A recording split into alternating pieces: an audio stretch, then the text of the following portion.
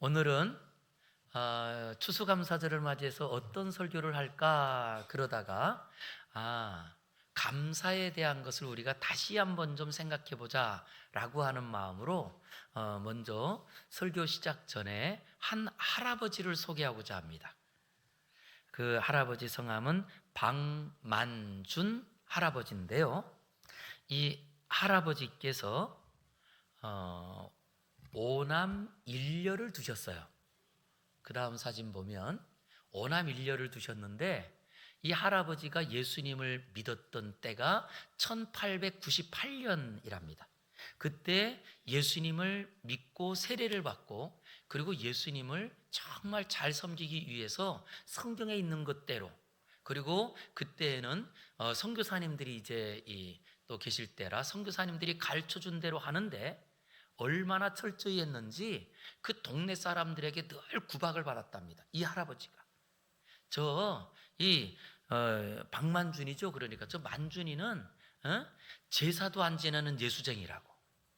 그 말은 다른 말로 말하면 조상도 모르는 예수쟁이라고 이렇게 비난을 받고, 그리고 사람들이 또 욕도 하고, 그래서 결국 그 마을에 살 수 없어서 다른 마을로 이사를 갔대요. 근데 이제 이 오남 일녀의 이 자녀들도 데리고 이사를 갔잖아요. 그런데 그때에 그 예수님 믿는 것 때문에 결국 우리 아버지가 이사 가는 걸 보면서 첫째 장남, 장남 누구죠? 방효원. 이 장남이요, 그 동네 사람들이 핍박하는 걸 보면서 나는 우리 아버지처럼 예수를 믿겠다, 이렇게 작심을 했다는 거예요. 참 우리가 보면 사람이 결단하는 것은 참 신기합니다. 이렇게 핍박을 받고 그것 때문에 이사를 가게 되는 일을 보면서 어떤 아들 같으면 어떻게 우리 아버지가 예수를 믿어서 우리가 이런 비난을 받아? 라고 하면서 나는 예수 절대 안 믿을 거야 라고 하는 사람도 있을 거 아니겠어요? 그런데 그 첫째 아들이 거꾸로 나는 우리 아버지처럼 예수님을 확실히 믿을 거야. 그리고 그 마음 가지고 신학교를 가고, 그래서 그 방씨 가문 안에 첫 번째 목사가 됐답니다. 방씨 가문의 첫 번째 목사가 되고요. 그리고 신학교를 졸업하고는 우리 한국교회에서 처음으로 파송한 중국의 선교사가 됩니다. 왜냐하면 그때만 해도 우리 일제강점기 때인데요, 이때 일제의 이 포악한 치정 때문에 우리나라도 힘들었지만 중국까지도 힘들었어요. 그럴 때에 우리나라에서 중국으로 선교사를 파송한 첫 번째 선교사가 방효원 선교사입니다.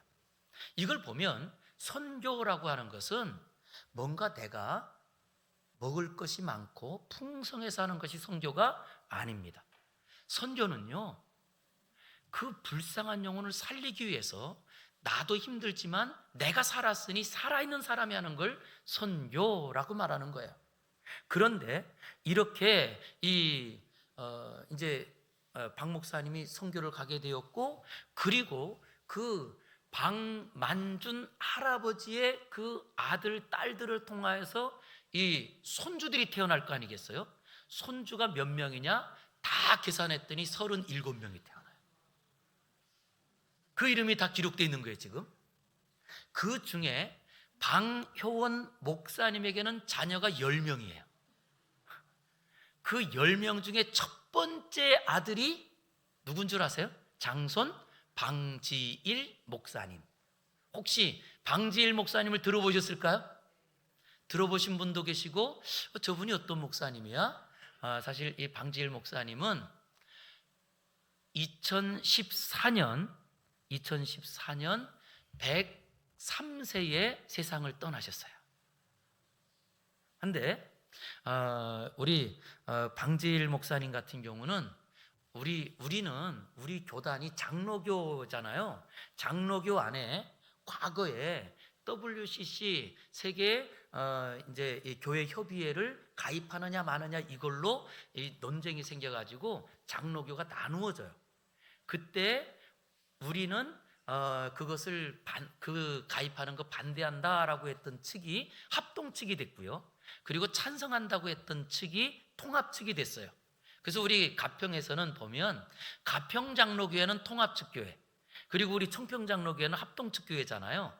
그런데 이 통합축교회에서 방지일 목사님이 총회장까지 지내세요. 이렇게 사실은 우리 한국의 대표적인 목사님이셨거든요, 방지일 목사님이.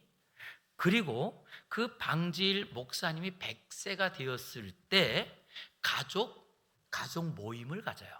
사진 한 장 보여주세요. 방지일 목사님 100세 때인데, 이때에 이것도 한국에 있는 사람들은 빼고 미국에 있는 자손들이 모여가지고 가족 모임을 했더니 수련회가 된 거예요. 자, 한 번 더 넘겨주세요. 목사님 소천할 당시에 그의 가족이 한국에는 100명, 그리고 미국에는 240명이래요. 그 중에 총회장이 4명이 나오고 목사가 27명이고 장로 16명, 그리고 박사, 의사, 교수, 판사, 부수기수로, 그래서 300명이 넘는 자손들이 누구 때문에요? 아까 처음에 보여드렸던 박만준 할아버지 한 분 때문에. 이게 역사입니다. 왜 제가 이것을 보여드렸냐 하면, 실제로 우리나라는요, 하나님의 복이 무엇인지 잘 몰라서, 그래서 산하 제한 정책을 썼습니다.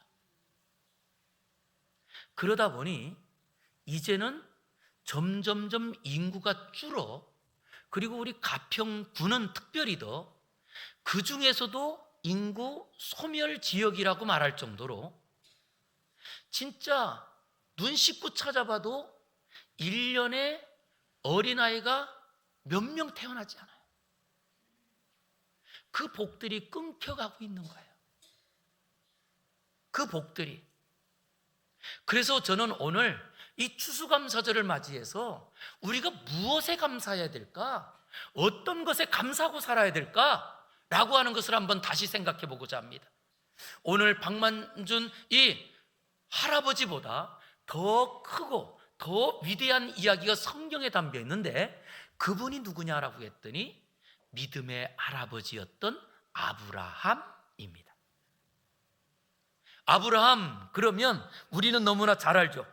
이분은 하나님께서 그 말씀을 통하여 내 고향 아버지 집을 떠나라 라고 할 때 혈혈단신으로, 그리고 사랑하는 아내, 그리고 또한 조카를 데리고 그가 출발했습니다. 그리고 그 아브라함을 통하여서 하나님께서는 결국 이스라엘을 세우시고요, 그리고 이스라엘은 나라 가운데서 하나님께서는 믿음의 후손으로 예수 그리스도를 통하여서 지금까지 전 세계에 많은 믿음의 사람들을 이렇게 많이 하나님께서 세워 주시더라는 거예요. 오늘 저는 그래서 시편 105편을 택했는데요, 이 시편 105편은 이스라엘의 역사를 기억하면서 부르는 감사 찬송이에요. 앞날을 보면서 부르는 찬송이 아니고요, 과거에 있었던 역사를 회상하면서 부르는 찬송입니다. 우리는 과거를 분명하게 알 때에 내가 지금 어디로 갈지에 대한 길이 보입니다. 왜냐? 우리가 여기에서 지금까지 서 있는 자리는요, 나 혼자 서 있는 자리는 절대 아닙니다. 하나님께서 아담과 하와를 만드시고 아담과 하와를 통하여서 하나님께서 지금까지 성경의 역사와 함께 그 역사가 다 이어져 내려왔기 때문에 우리가 이 자리에 있는 거예요. 그러기에 나는 이 자리에 홀로 있는 것이 아니라 그 자리에는 분명히 우리 부모님과 그리고 또 할머니, 할아버지, 조상 대대로 거기서부터 이어내려오는 그 하나님의 약속과 하나님의 그 인도하신 가운데 우리가 오늘 이 자리에 있는 줄 믿습니다. 그렇다고 한다면 뿌리를 분명히 알 때 무엇이 보여요? 앞날이 보이지 않을까요? 우리가 이렇게 가을 되면 가을에 어때요? 먼저 가을에 나무를 보면 그 중에 저는 그 참 유실수들을 좋아해요. 사과나무, 사과가 처음에 조그맣게 있다가 파랗게 해서 점점 커지고 그리고 또 빨갛게 익는 거 보면 얼마나 예쁜지. 그런 이 유실수 나무를 보면 감나무도 어떤가요? 파랬던 감이 분홍 이렇게 이제 이 감색으로 변하면서 이렇게 딱 익고 있는 거 보면 너무나 좋은 거예요. 그런데 여러분, 감나무에서 감이 열리려면 잎사귀가 무성해서 될까요? 무엇이 있어야 돼요? 뿌리가 튼튼해야지만 그 나무에 열매가 맺힙니다. 뿌리가 없는 나무는 없어요. 그렇다고 하면 우리가 지금 2025년을 살아가면서 우리나라가 이렇게 이제는 세계의 이 많은 부자 나라들과 어깨를 나란히 하고 그리고 또한 우리도 이런 경제력이 있고 그리고 또 국방력도 갖고 이런 것들이 지금 당장 생겼나요? 아니, 그냥 우리가 열심히 하고 내가 뭔가 대단해서 그래서 지금 이렇게 됐을까요? 아니더라는 거예요. 보이지 않지만 뿌리가 있었기 때문에 그 나무에 열매를 맺고 있는 것처럼 우리가 생각하지 않았고 우리가 잊어버렸지만 이미 우리 뒤에 우리 믿음의 조상들이 있었고 그 믿음의 헌신을 통하여 이런 은혜들을 우리가 누리는 거 아닌가요? 저는 우리나라 역사를 공부하면 공부할수록 우리나라는요 진짜 하나님을 무시하면 절대 안 되는 나라예요. 우리나라는 광복할 때에도 우리의 힘으로는 광복 못할 줄 알았어요. 그래서 요즘도 뭐 친일파 그러면서 친일파를 다 친일한 사람들을 다 뭐죠 그거 다 밝혀내고 뭐 그래야 된다 해서 인명사전까지 만들었어요.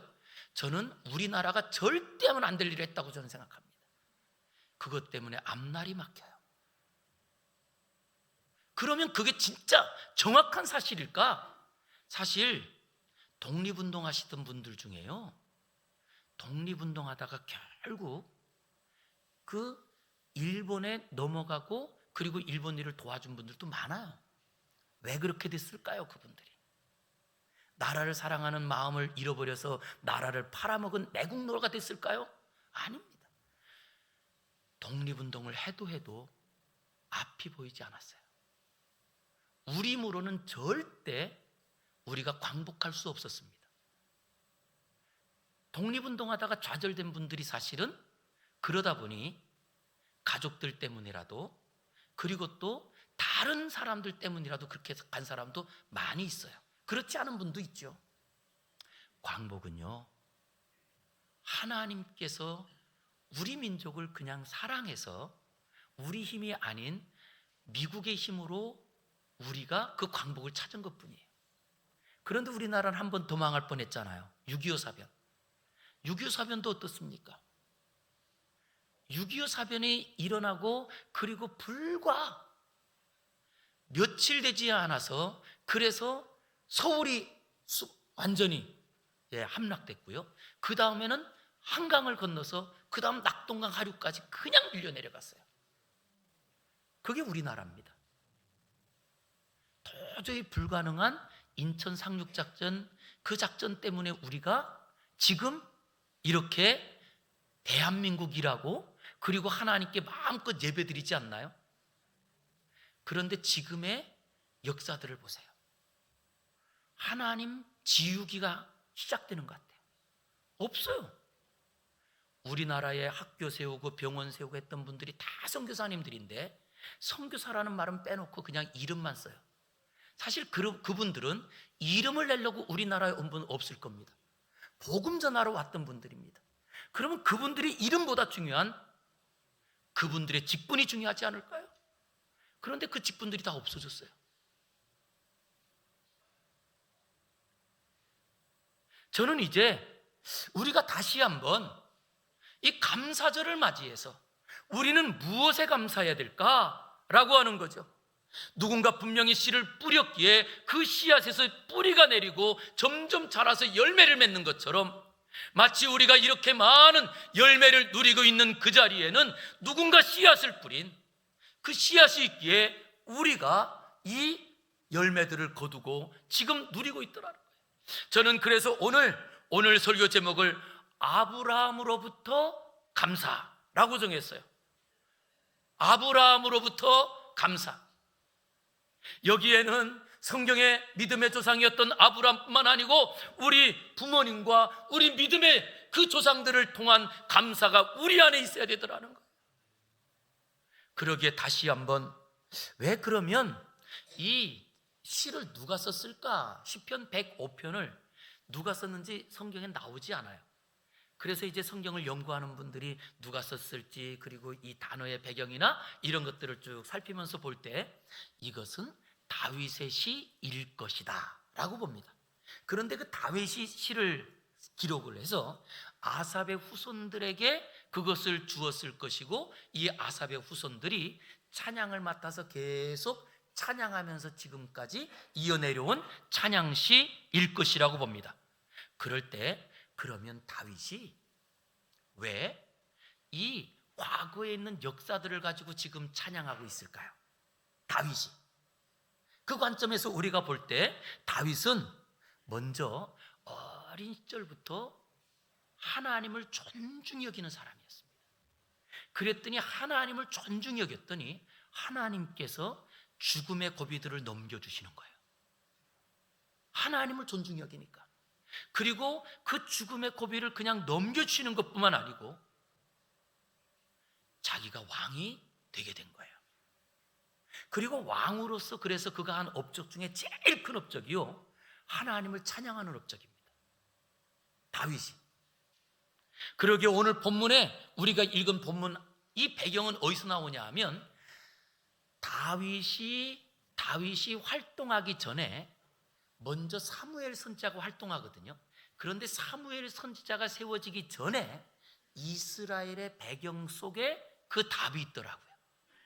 사무엘상 2장 30절 말씀인데요, 우리 같이 한번 읽어보겠습니다. 시작. 그러므로 이스라엘의 하나님 나 여호와가 말하노라. 내가 전에 내 집과 내 조상의 집이 내 앞에 영원히 행하리라 하였으나 이제 나 여호와가 말하노니 결단코 그렇게 하지 아니하리라. 나를 존중히 여기는 자를 내가 존중히 여기고 나를 멸시하는 자를 내가 경멸하리라. 누가 하신 말씀이라고요? 여호와 하나님께서 뭐라고 하시느냐? 본문 다시 좀 보여주세요. 하나님께서 뭐라고 그러므로 이스라엘의 하나님 나 여호와가 말하노라. 내가 전에 내 집과 내 조상의 집이 내 앞에 영원히 있을 것이라고 말했지만, 그러나 이제는 결코, 내가 다시 말하는데 결단코 그렇게 하지 않겠다는 거예요. 그냥 하나님이 복을 부어주고 그냥 하나님이 함께하겠다고, 이제는 그거 안 하겠다는 거예요. 그리고 뭐라고 하시느냐고 했더니 나를 존중히 여기는 자는 내가 존중히 여기고 나를 멸시하는 자를 내가 경멸하리라. 이렇게 말씀하신 거예요. 얼마나 무서운 이야기인가요? 그런 자리에 그 말씀대로 하나님께서는요, 누구를요? 그 나라의 영적인 일을 책임지고 있었던 대제사장 엘리가 있었습니다. 그런데 이 엘리라고 하는 대제사장이 하나님을 예배할 때 어떻게 예배하느냐? 형식적으로 예배를 해요. 그리고 우상을 섬기는 것처럼 가식적으로 앞에서는 하는 척하지만, 그러나 뒤에서는 아이들이 신앙생활을 제대로 하지 않고 하나님의 것을 도둑질하는 것도 눈 감고 그냥 지나갑니다. 어떻게 됐을까요? 하루아침에 두 아들이 죽고요, 그리고 그 엘리가 두 아들이 들었다고 하는 소식을 들으면서 그것에 놀라서 일어나다가 의자에서 굴러떨어져서 목이 부러졌어요. 이게 성경의 이야기예요. 그리고 솔로몬 때 그의 가문은 완전히 끝납니다. 없어집니다. 두려운 이야기 아닌가요? 우리도 혹시 어릴 적부터 신앙생활하는 것이, 이것이 그냥 습관이 되어서 주일이면 예배당에 옵니다. 그리고 또 예배당에 와서 내가 늘 있다 보니까 직분도 얻게 됐을 겁니다. 그러다 보니 또 내가 어렸을 때부터 또 내가 하는 걸 따라 뭔가 봉사도 하고 그런 것들이 그냥 습관이 되고, 그리고 그것이 그냥 내 모습으로 변해버리지 않았을까요? 하나님은 그것을 경멸한다라는 거예요. 이게 얼마나 무서운 이야기인가요? 오늘 나를 멸시하는 자를 내가 경멸하리라고 하는 이 말씀은 하나님을 대놓고 침뱉는 사람을 내가 멸시한다는 말이 아닙니다. 엘리의 이야기를 볼 때에 자기의 그 영적인 책임을 지고 있는 자리에서 형식적으로 제사 지내고, 그리고 겉으로는 하나님께 제사 지내면서도 오히려 자녀들의 그 모든 방종과 방탕을 그냥 우상 숭배처럼 눈여겨버리고 그냥 내뒀더니 결국 하나님께서 그 가문을 끝장내는 거예요. 얼마나 무서운 이야기인가요? 그런데 혹시 그 길을 내가 걷고 있지 않을까요? 아니, 저는 이런 생각을 했습니다. 혹시 그것이 지금 우리나라의 모습은 아닌가? 예배가 형식으로 변해버리고요, 그리고 예배를 바꾸는 것들이, 예배 안에 가장 중요한 것은 하나님의 말씀에 반응하는 것이 예배입니다. 말씀에 반응이 없다면 우리는 죽은 영혼일 거예요. 그런데 예배의 모든 것들이 그대로 정해서 똑같지만 10년 뒤에도 똑같고 20년 뒤에도 똑같다면 어떤가요? 그 예배가 활력이 있는 건가요? 뭐 형식을 가지고 다 말할 수는 없겠지만 우리의 삶 가운데 가장 중요한 우리의 모든 것들이 거꾸로 변하는 것 같습니다. 교회 안에서는 뭔가 하나라도 말씀 하나 틀린 거, 아니면 또 뭔가 이 말씀하고 어긋나면 굉장히 큰일 나요. 그러면서 집에 가면 신앙 없는 사람이 되는 거예요. 우리가 진짜 신앙을 가지고 나타내야 될 자리는 교회일까요? 가정일까요?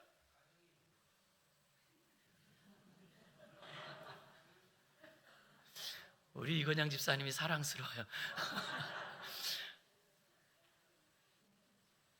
우리가 정말 신앙을 가지고 살아야 될 자리는, 여러분, 교회입니까? 직장입니까? 그런데 거꾸로 하잖아요. 교회에서는 정말 하나님을 대단하게 섬기는 것 같이 해요.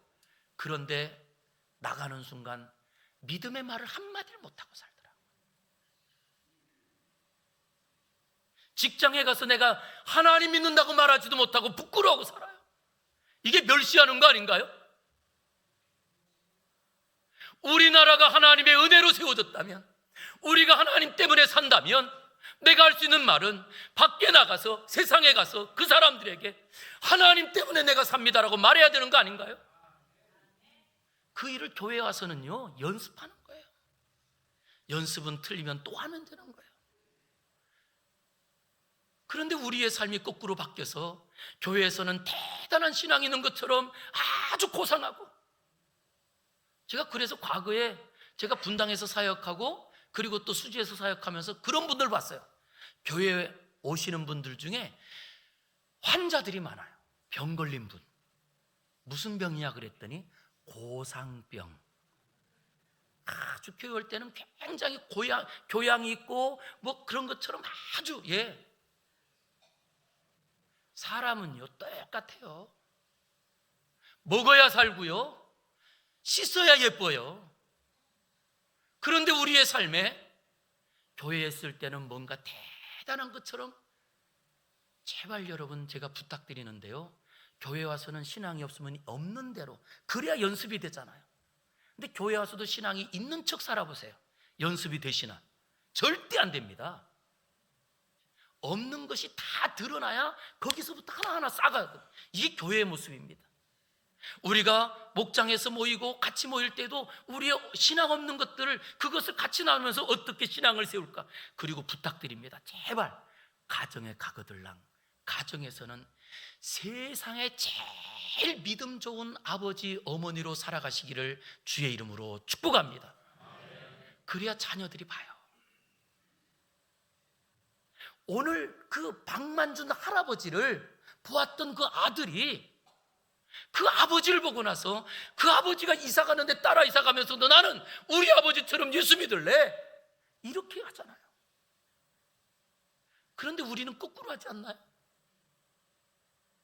집으로 가는 순간 우리 안에 신앙이 없어지고, 아니 직장으로 가는 순간 아예 신앙을 숨고 살아요. 그냥 우리가 정말로 자랑해야 될 자리는 직장에 가서 예수 그리스도를 자랑하는 거예요. 내가 살아가는 나의 삶에서 예수님 있는 것처럼 살아가야 되는 것, 그것이 우리의 사명이더라는 거예요. 그러게 다윗은 뭐라고 하느냐? 3절과 4절에 이렇게 고백합니다. 그의 거룩한 이름을 자랑하라. 여호와를 구하는 자들은 마음이 즐거울지로다. 여호와 그 능력을 구할지어다. 그의 얼굴을 항상 어떻게 해요? 구할지어다. 하나님의 얼굴을 구하고 하나님의 능력을 구하는 성도들은요, 어디에서요?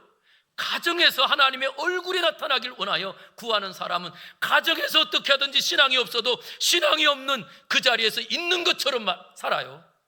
직장에서 신앙이 아무것도 없어도 그 하나님의 은혜가 이 직장에 나타나야 내가 사니 그렇게 살지 않을까요? 그런데 이게 뭔가 거꾸로 완전히 바뀐 거예요. 그것이 지금 혹시 우리나라에 하나님의 역사로 세워지고 하나님의 은혜로 우리가 이런 은혜를 누리면서도 하나님 말하면 이상한 나라가 돼버린, 어저께 제가 밥 먹으면서 저녁 식사를 하면서 저녁 드라마를 보고 있었어요. 화가 나서 혼났어요. 저녁 드라마를 보는데 그 저녁 드라마 안에 어떤 내용이냐 하면, 어떤 이 회사원인데 그 아버지가 박수였다나 그래가지고 무당에 대한 얘기를 하면서 오늘 생일 축하하면 안 될 건데 이런 얘기를 하더라고요.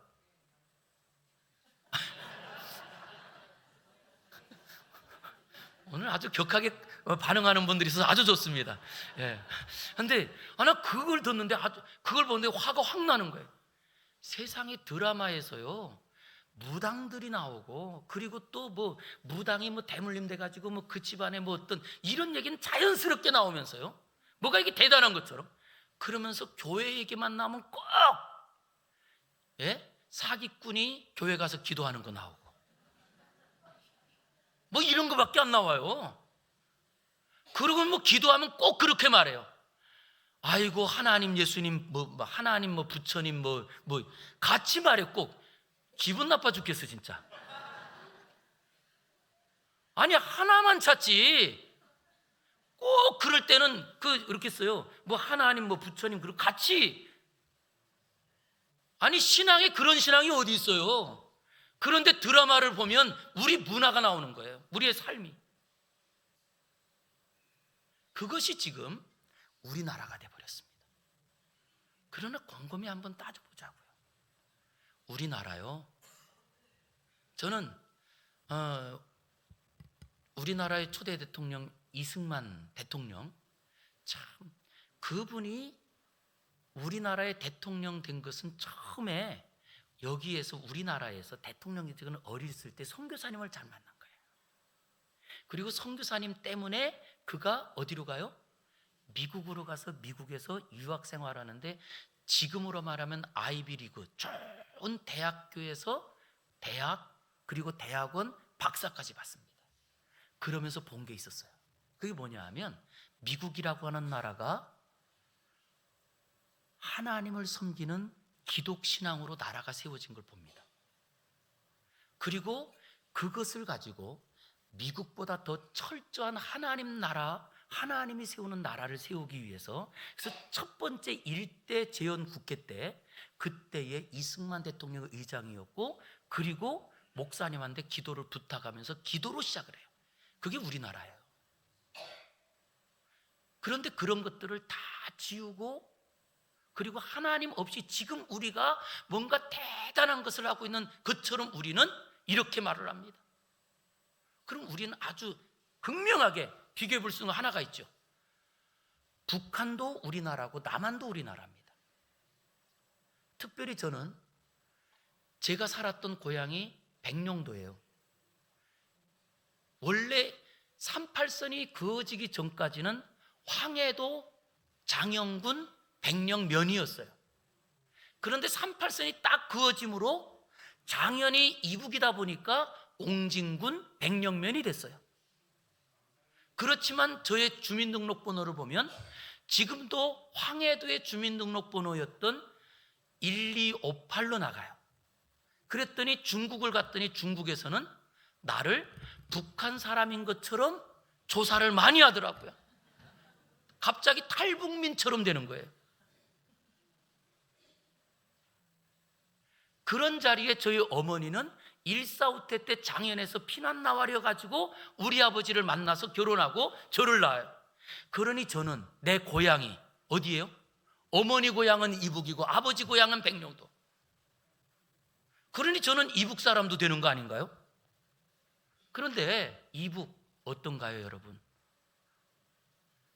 혹시 이북 가서 살고 싶은 분 계세요? 없을 거예요. 왜냐? 똑같은 나라인데 믿는 사람들을 다 죽이고 추방시킨 북한은 전 세계에서 가장 가난한 나라가 됐습니다. 그런데 지하 자원 없고 석유 한 방울 안 나는 이 남한, 그런데 이 남한은요 이제는 어디에 가도 우리나라처럼 잘 사는 나라가 없을 정도로 이렇게 부유하고 풍요로운 나라로 살아요. 우린 뿌리를 생각해야 되잖아요. 어떻게? 사람이 아닙니다. 하나님 때문 아닌가요? 그러기에 이 다윗이요 뭐라고 고백하죠? 그의 거룩한 이름을 자랑하라 라고 합니다. 그런데 이 이야기가 비슷해요. 이 이야기가 무엇과 비슷한 이야기냐 하면 실제로 이 다윗이 그는 누구였느냐? 왕에게 미움받아가지고 도망자였어요. 쫓기는 신세예요. 10년 동안 도망다닙니다. 어디로 도망갈 데가 없어서 그 나라에서 다른 나라로 망명까지 갔는데 거기서도 자기를 죽이려고 해서 다른 나라 블레셋까지도 갈 수 없고 완전히. 그런데 하나님이 그 다윗을 누구로 세웠어요? 왕으로 세우신 거예요. 자기가 왕이 되려고 싸운 적 없습니다.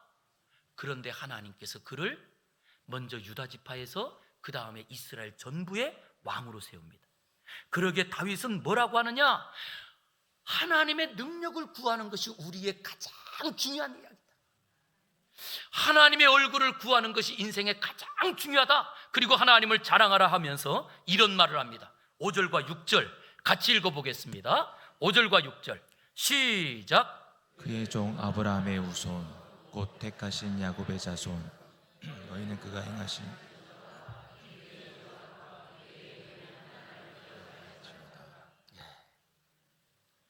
그 하나님을 자랑하고 그리고 하나님의 얼굴을 구하는 이유는 무엇이냐라고 했더니 그의 종 아브라함의 후손 곧 택하신 야곱의 자손이었던 너희는 그가 행하신 기적과 그의 이적 그의 입의 판단을 기억하라. 왜냐?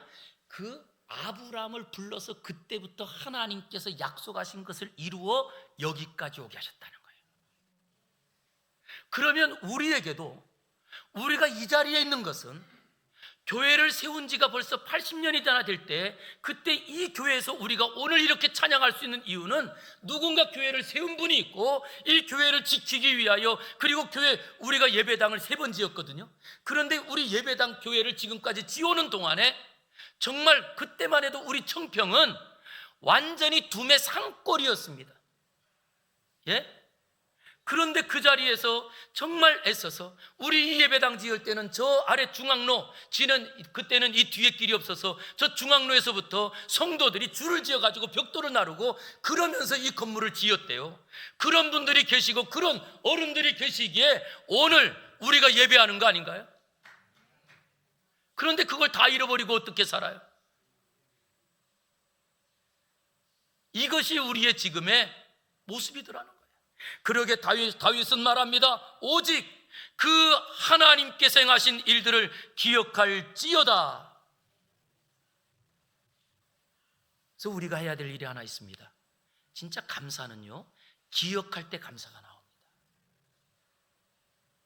저는 우리 사랑하는 성도님들이 먼저 내가 태어나서부터 지금까지 어떻게 하나님께서 나를 인도하셨는지를 기억하는 믿음의 눈이 열리는 성도들이 되기를 주의 이름으로 축복합니다.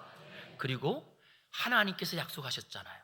하나님께서 나를 존중히 여기면 내가 그를 존중히 여기리라. 즉 하나님을 높일 때 내가 누군지 알아요. 하나님을 높일 때 내가 누군지 그때야 드러납니다. 우리가 지금 아직도 내 모습이 온전히 드러나지 않았다면 더 하나님을 존중히 여기고 하나님을 더 귀히 여기는 성도가 되기를 주의 이름으로 축복합니다. 그러면 그때에 하나님께서 약속한 은혜들을 하나님께서 부으실 거 아니에요. 그게 내 모습이에요. 그런데 그것을 잃어버리기에 우리는 무엇하느냐라고 했더니 거꾸로 하나님을 멸시합니다. 그랬더니 나의 진짜 모습을 볼 수가 없는 거예요. 그것이 혹시 우리의 모습은 아닌지. 오늘 다윗은 그러기에 1절과 2절에 이렇게 말합니다. 여호와께 감사하고 그의 이름을 불러 아뢰며 그가 하는 일을 만민 중에 알게 할지어다. 그에게 노래하며 그를 찬양하며 그의 모든 기이한 일들을 무엇하라고요? 말할지어다. 즉 하나님을 높일 때마다 하나님께서 너는 내 아들이라 라고 말씀하셨던 아들의 영광을 드러내 주십니다. 내가 너에게 주겠다 약속한 그 은혜들이 언제 드러나느냐? 하나님을 높일 때 드러나는 거예요. 오늘도 저는 우리 모든 성도님들이 예배를 통하여 내 자신을 발견하고 그리고 우리가 가정에서 일터에서 하나님을 존중히 여김으로 그 안에 하나님 약속하신 나의 본 모습을 보는 은혜가 있기를 주의 이름으로 축복합니다. 이것이 곧 우리의 삶에 이루어지는 특별한 일들 아닐까요? 우리는 가끔 말합니다. 오늘 신명기에 보면 하나님께서 이스라엘 백성들을 인도하신 것들을 인도하면서 이런 말씀을 하세요. 신명기 7장 6절에 보니까 너는 여호와 내 하나님의 성민이라. 내 하나님 여호와께서 지상 만민 중에서 너를 자기 기업의 백성으로 택하셨나니 여호와께서 너희를 기뻐하시고 너희를 택하심은 너희가 다른 민족보다 수요가 많기 때문이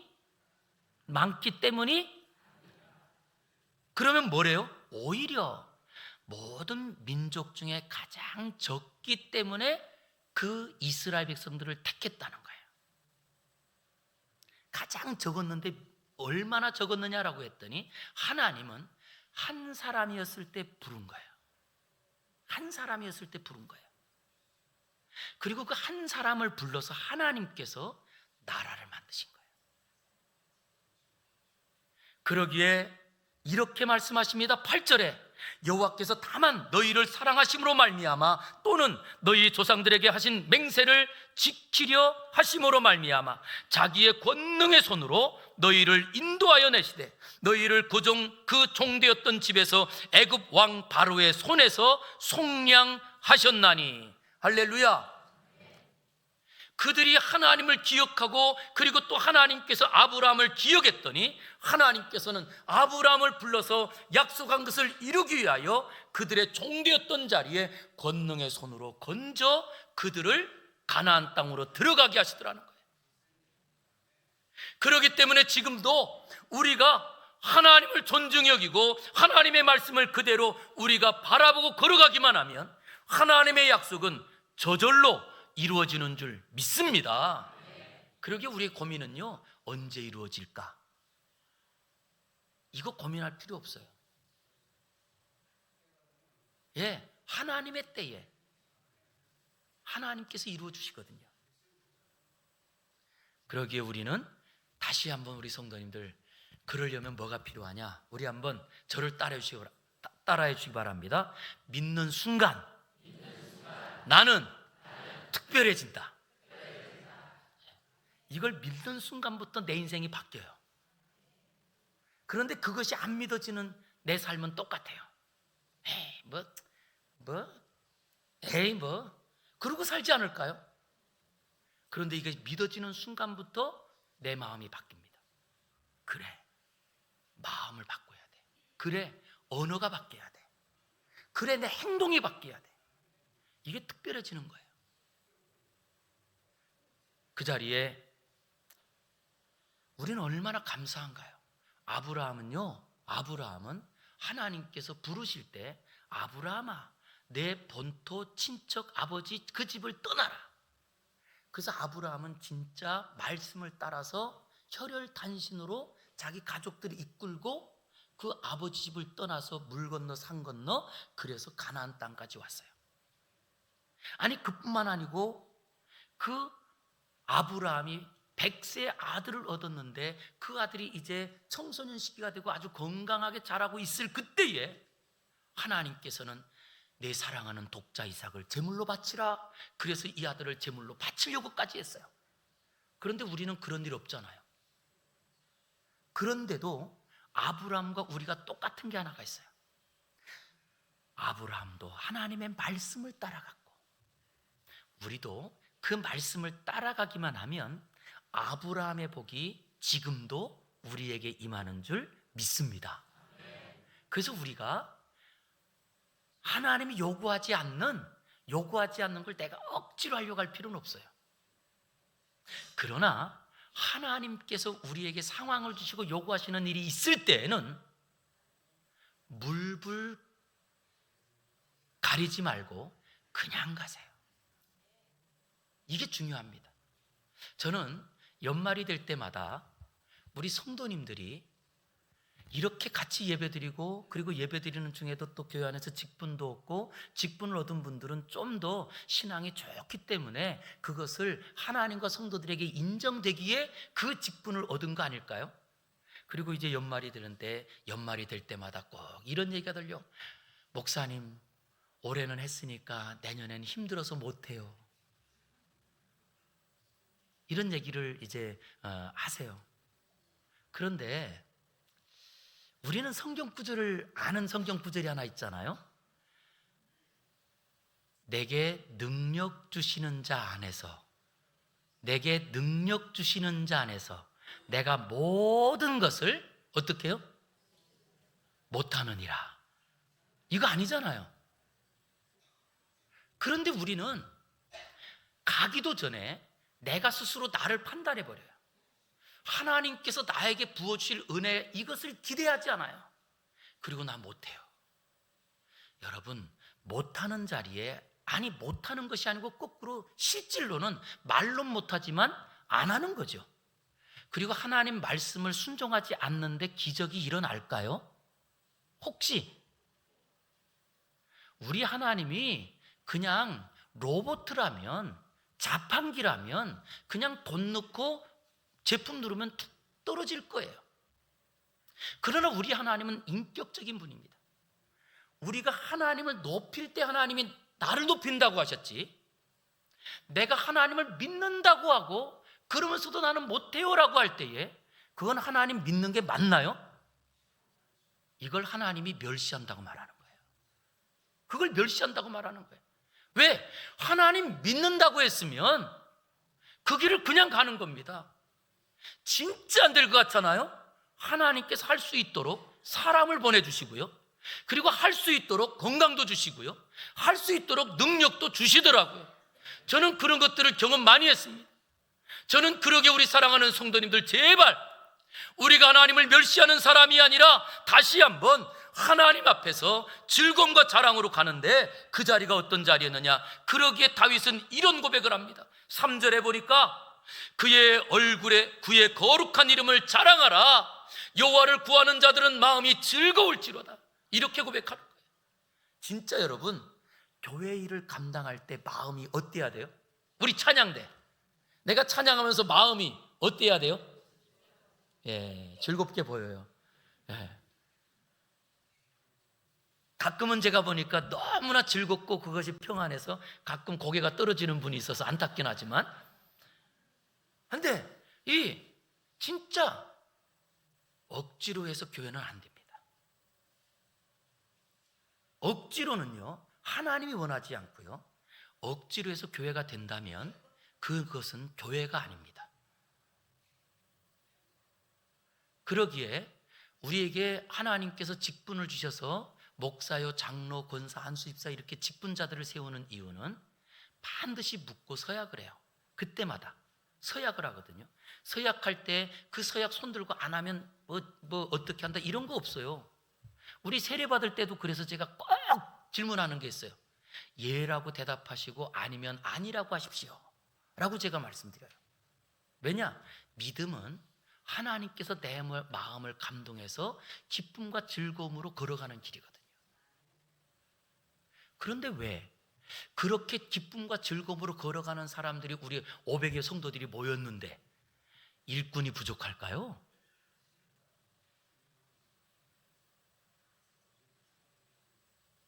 저는 그래서 이번에도 우리 성도님들이 자원서 쓴 것만 가지고 임명합니다.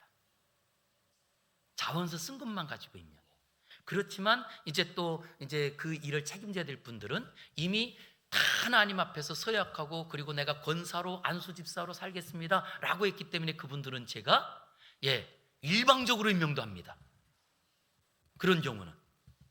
그런데 왜 교회는요 그렇게 해서 자원하여 스스로 걸어가야지만 교회고, 우리 만약에 할렐루야 찬양대가 자원한 분이 10명이야 그럼 10명만 갖고 하자고요. 그게 기쁨 아닌가요? 사람들 보기 좋게 하려고 우리 찬양대가 한 50명 돼야 되는데 억지로 막 세워가지고 웅장한 찬양을 해요. 하나님께서 속상해 하실 거예요. 마찬가지입니다. 주방도 마찬가지예요. 저는 진짜 요즘은 다 밥 먹기를 싫어하시는 분들 같아. 주방 얘기만 하면 벌써 경기를 해 막. 다 밥은 먹으려면 주방에 들어가야 밥을 먹을 건데. 그럼 그럴 때 거꾸로 우리 교회 안에 권사님들이 목사님 내가 할게요. 그런 분들이 한 10명만 있으면 우리 교회 주방이 그냥 차고 넘칠 건데. 뭐 이런 이야기들이. 왜? 감사절이잖아요. 우리가 감사를 형식으로 하는 거 아니잖아요. 진짜 감사가 나오려면. 그랬더니 우리 안에 어떤 일이 있느냐라고 했더니 참 신기한 일이 있더라고요. 하나님께서 우리에게 부으신 모든 은혜는 왜 왔느냐라고 했더니 8절 한번 보겠습니다. 8절부터 10절까지 읽어보겠습니다. 시작. 그는 그의 언약 곧 천대에 걸쳐 명령하신 말씀을 영원히 기억하셨으니 이것은 아브라함과 맺은 언약이고 이삭에게 하신 맹세이며 야곱에게 세우신 율례 곧 이스라엘에게 하신 영원한 언약이라. 아멘. 하나님께서 이스라엘 백성들에게 그 나라를 찾게 하시고 그리고 다윗이 왕이 되게 하시고 지금 이렇게 하나님께서 태평성대를 주신 모든 것들이 그의 언약 곧 천대에 걸친 명령하신 말씀을 영원히 기억하셔서 아브라함과 맺은 언약, 이삭에게 맺은 그 맹세, 그리고 야곱과 세웠던 율례 때문에 하나님께서 부으신 은혜더라는 거예요. 그러니 지금도 우리가 누리는 모든 것은 이미 성경에 약속하시고 믿음의 선배들을 통하여 주셨던 그 약속들을 지금 우리에게 주신 거 아닐까요? 그렇게 우리가 이때 할 수 있는 것은 내가 했다고 없는 거예요. 무엇만 있어요? 감사죠. 하나님의 약속을 잃어버리지 않고 하나님께서 부어주신 그 은혜입니다. 그럴 때 저는 우리 성도님들이 꼭 한 가지를 기억했으면 좋겠어요. 아브라함이 하나님의 말씀을 듣고 그 모든 사람들 중에 자기 가족만 데리고 출발합니다. 홀로 출발해요. 아마 출발할 때 성경에 나오지 않았지만 왜 가느냐, 꼭 가야 되느냐 그런 사람도 많았을 거예요. 그런데 아브라함이 혼자 갑니다. 그리고 그가 그렇게 홀로 떠나 가나안에 도착하여 100세의 아들을 얻은 이삭. 그런데 이삭이요, 아버지가 아침에 갑자기 깨웁니다. 야, 나하고 같이 어디 좀 가자. 이 아들이요, 아버지의 말씀을 따라서 홀로 그냥 출발해요. 자기가 죽을 줄도 모르고 나무찜을 지고 그리고 모리아산으로 올라간 사람이 이삭입니다. 아니 그런가 하면 야곱은 어떤가요? 야곱은 자기 욕심 때문에 장자 축복을 속여서 받았다가 결국 자기 형이 자기를 죽이려고 해서 도망가요. 혈혈당신이 되어서 외삼촌 집에 가서 20년 동안 도망자의 신세로 삽니다. 그리고 거기에서 12명의 아들을 얻어요. 그런데 그 12명의 아들 중에 가장 사랑했던 아들 요셉을 형들이 미워해가지고 애굽의 노예로 팔아버려요. 그래서 노예가 된 이 요셉이 노예로서 그 애굽에 가서 살면서 억울한 누명을 쓰고 감옥까지 가요. 이것이 약속이 이루어지는 과정들이더라고요. 지금도 혹시 우리 성도님들 중에 나만 예수님 믿는 것 때문에 힘드십니까? 반드시 약속은 이루어집니다. 아직도 내 가족에 믿지 않는 사람들이 있고 나를 오해하는 사람들이 있어서 힘드시고, 그리고 내가 이 길을 어떻게 그래 막막하신가요? 괜찮아요. 걸어가세요. 괜찮아요. 왜냐? 그 뒤에 이미 하나님께 주신 약속이 성경에 기록되어 있어요. 내가 너로 모든 민족에 복을 주리라 라고 약속하셨습니다. 그랬더니 요셉이 혼자가 아니라 그 다음에 17절부터 19절에 이렇게 말합니다. 그가 한 사람을 앞서 보내셨으며 요셉이 종으로 팔렸도다. 그의 발은 착고를 차고 그의 몸은 쇠사슬에 매였으니 곧 하나님의 말씀이 어떻게 해요? 응할 때까지라. 그의 말씀이 그를 단련하였도다. 지금도 하나님의 말씀이 우리를 단련하고 있습니다. 저는 요즘 우리나라를 보면서 하나님께서 우리 한국에 있는 교회들을 단련하기 위하여 이런 어려움들을 우리에게 주신다, 이런 생각을 합니다. 그러기에 우리가 해야 될 것은 어떤 정치적인 반응이 아닙니다. 우리가 어떤 세상적인 반응이 아닙니다. 하나님 말씀을 믿고 걸어가는 길입니다. 그 길을 걸어갔던 아브라함의 이력 홀로 다 홀로 걸어갔지만 창세기가 끝났더니 하나님께서는 모세를 통하여 60만 대군의 장정들을 일으켜 나라를 세우십니다. 이 결론을 이렇게 말합니다. 42절 우리 같이 한번 읽어보겠습니다. 시작. 그의 거룩한 말씀과 그의 종 아브라함을 기억하셨음이로다. 아브라함 때문에 나라가 세워진 거예요. 하나님께서 약속하신 그 약속이 지금 우리에게도 그대로 유효한 줄 믿습니다. 그러기에 아브라함에게 약속한 것은 성경으로 끝난 게 아니에요.